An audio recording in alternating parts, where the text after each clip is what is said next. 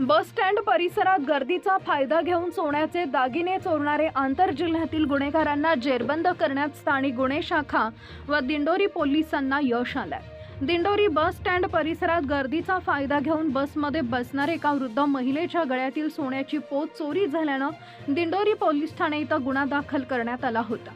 सदर गुन्ह्याच्या तपासात स्थानिक गुन्हे शाखेचे पोलीस निरीक्षक रवींद्र मगर व दिंडोरी पोलीस ठाण्याचे पोलीस निरीक्षक रघुनाथ शेगर यांच्या पथकाने दिंडोरी बस स्टँड परिसरातील सीसीटीव्ही कॅमेऱ्यांची पडताळणी करून सदर घटनेतील अज्ञात आरोपीत महिला व पुरुष यांची गुप्त बातमीदारामार्फत माहिती घेतली असता ते अहिल्यानगर जिल्ह्यातील असल्याची खात्रीशीर बातमी मिळाली।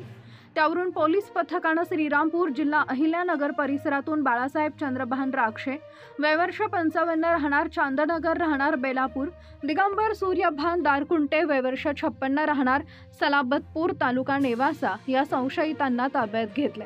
संशयितांना सदर गुन्ह्याच्या तपासात विश्वासात घेऊन चौकशी केली असता त्यांनी मागील आठवड्यात दिंडोरी बस स्टँड परिसरात महिला आरोपी लीलाबाई खंदारे राहणार सलाबतपूर तालुका नेवासा व तिच्या सोबत असलेली आणखी एक महिला हिच्या मदतीने बसमध्ये बसणारे एका वृद्ध महिलेच्या गळ्यातील सोन्याची पोत चोरी केली असल्याची कबुली दिली आहे। गुन्हा करण्यासाठी वापरलेली स्विफ्ट डिझायर कार व चोरीस गेलेले सोन्याचे दागिने हस्तगत करण्यात आले।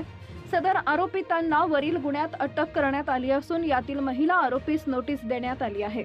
आरोपी हे 4 चाकी वाहन भाडे तत्वावर ठरवून वर्दळीचे बस स्टँड परिसरात येऊन गर्दीचा फायदा घेऊन बसमधील प्रवाशांचे सोन्याचे दागिने व मौल्यवान वस्तू चोरी करून पोबारा करत असल्याचं निदर्शनास आलं आहे।